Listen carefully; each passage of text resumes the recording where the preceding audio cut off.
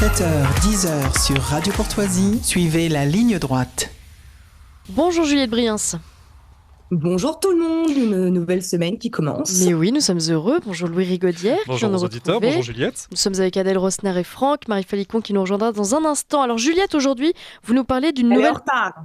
Elle raccompagne notre invitée. Oh la mauvaise onde, Professionnelle, Marie Falicon. Aujourd'hui, je voulais que tous les auditeurs soient au courant. Voilà. C'est scandaleux. Vous nous parlez restez concentrés, d'une proposition de loi à l'Assemblée, Juliette. Oui, et Dieu sait que c'est important. Dieu sait que la France en avait besoin, que les citoyens la réclamaient. Enfin, nous allons aborder les sujets qui comptent vraiment, ceux qui nous empêchent de dormir la nuit, ceux qui nous empêchent de vivre sereinement. Alors, vous pensiez à quoi? Le prix de l'électricité, les attaques au couteau, les programmes scolaires, la laïcité, la crise hospitalière. Je crains le pire. Non, rien à voir avec tout ça. Et je reconnais bien là votre esprit restreint et rabougri qui tourne toujours autour des mêmes sujets sans jamais voir ce qui se trame pourtant devant vos yeux, que ce monde est cruel et qu'il n'épargne pas certains des pires atrocités. Car oui, Maud, sachez-le, en France, les Noirs ne sont pas victimes que de toutes les choses dont on a déjà établi qu'ils étaient victimes parmi nous. Il reste une autre victimisation qu'on n'avait pas encore abordée, mais cette fois-ci, on va le faire, car les Noirs en France sont victimes de discrimination capillaire.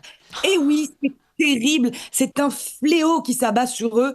Comment avons-nous pu rester silencieux si longtemps face à tant de violence? Mais heureusement, grâce à une proposition du député Olivier Sévra du groupe Lyot, eh bien, la question de la discrimination capillaire au travail va enfin être abordée en vue d'une proposition de loi. Rien que ça, pour pouvoir empêcher les employeurs de contraindre leurs salariés à se défriser les cheveux ou à dissimuler leur coupe afro ou leur mohawk. Alors, difficile de ne pas le deviner quand autant de conneries se concentrent en une seule et même idée, c'est forcément que ça nous vient des États-Unis. Alors, pardon, je n'ai rien contre nos cousins américains, mais il faut bien reconnaître qu'en matière d'idées à la con, ils ne sont pas vraiment en reste et nous, Français, avons pris la fâcheuse habitude d'aller systématiquement extraire et copier ce qu'il y a de plus con à prendre dans cette société, somme toute fascinante, de l'autre bout de l'Atlantique.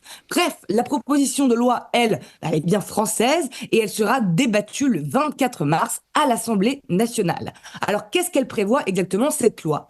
Eh bien, tout simplement de rajouter à la liste déjà existante des discriminations passibles de sanctions pénales, celles relatives à la coupe, la couleur, la longueur ou la texture des cheveux. Ah, je vous avais prévenu, j'avais bien précisé que c'était con. Alors, évidemment, elle est pour qui, cette loi? Eh bien, apparemment, exclusivement pour les Noirs. Voilà, puisque je cite le député Olivier Serva, les afrodescendants sont contraints de changer de coiffure avant un entretien, alors que le port du cheveu naturel, c'est-à-dire dreadlocks, torsade, tresses, afro, roux, blond, a un lien inéluctable avec l'estime de soi. Et oui, les fachos, si vous ne voulez pas que votre directrice en relation client arbore ses 60 cm de dreadlocks devenus arche de Noé d'insectes de toute espèce, si vous ne voulez pas que la personne en charge de représenter les valeurs de rigueur et d'élégance de votre établissement ne se présente aux clients avec un afro à la Assa Traoré et que cet afro soit en plus teint en roux ou en blond, c'est que vous êtes des racistes. Il ne peut y avoir aucune autre explication. Et si l'activité que vous pratiquez exige d'une tenue impeccable et tirée à 4 épingles, vous ne pourrez désormais en faire la demande qu'auprès de vos employés blanches. Sachez-le. Voilà qui devrait largement aider à abolir la discrimination à l'embauche. Vous savez, Maud, moi, il se trouve que avant d'être journaliste et chroniqueuse, eh bien, j'ai eu une carrière dans la restauration et pas n'importe laquelle, dans la restauration de très grand luxe. Autrement dit, je travaillais dans les palaces parisiens, donc des établissements de très très haut standing. Eh bien, figurez-vous que moi aussi, tous les jours, avant d'aller au travail, je changeais l'aspect de mes cheveux naturels pour aller au travail. Et oui, je les ramenais en arrière, je les tirais, je les brossais jusqu'à la perfection. Et en plus, ensuite, je faisais, puisqu'on me le demandait, un chignon bien serrés, bien nets. Et si des petits cheveux dépassaient, je les domptais avec de la laque. Mais c'est pas tout. Je mettais aussi des collants tous les jours. Donc, autrement dit, je changeais l'aspect naturel de mes jambes et puis je changeais aussi l'aspect naturel de mon visage puisque le personnel féminin était obligé de porter un peu de maquillage au travail. Donc, vous voyez, en fait, tout le monde, lorsqu'il cherche un travail, est contraint de s'adapter aux exigences et aux demandes de leur employeur, dans la limite du raisonnable, évidemment. Et c'est tout simplement ce qu'on appelle la vie, en fait, la vie professionnelle. Pas de racisme, la vie. Mais bien évidemment, comme on le fait de plus en plus depuis 30 ans dans ce pays, au lieu d'expliquer ça, cette valeur de travail à certains, on va préférer aller les valider dans un délire de persécution, de les valider dans leur recherche de la victimisation qui empêche finalement derrière la prise de responsabilité, donc la prise de responsabilité et qui empêche l'élévation, la recherche de l'excellence, puis un jour la recherche de travail tout court, pourquoi pas. Autrement dit, ça ne sert à rien, je n'ai pas de travail car les employeurs sont racistes, ça ne sert même plus à quelque chose d'aller essayer de trouver du travail. Et c'est évidemment ce qu'on fait partout et tout le temps, comme avec les fameux jeunes de banlieue à qui on répète à longueur de temps qu'ils sont des victimes avant tout de la pauvreté, de la société, du racisme d'État, de la discrimination, etc. Et on se retrouve avec des gamins persuadés qu'ils partent déjà perdants et qu'ils n'ont même plus besoin d'essayer. Alors évidemment, on comprend déjà que si cette loi passe, toutes les limites seront là pour être dépassées. Vous n'aurez tout simplement plus rien droit de dire à votre employé qui pourra vous imposer toutes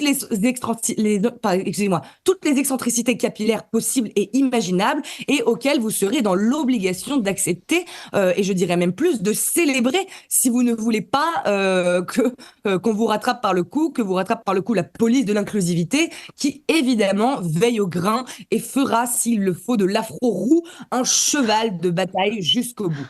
Juste pour l'anecdote, il y a une jurisprudence désormais en France, j'ai vu ça dans le journal Libération, qui pour certains vient peut-être d'ailleurs annuler le côté crucial de cette loi, c'est celle de novembre 2022. La Cour de cassation avait rendu un arrêt donnant raison à un steward d'Air France, sanctionné puis licencié à la suite d'un contentieux autour de sa coiffure de tresses nouées en chignon.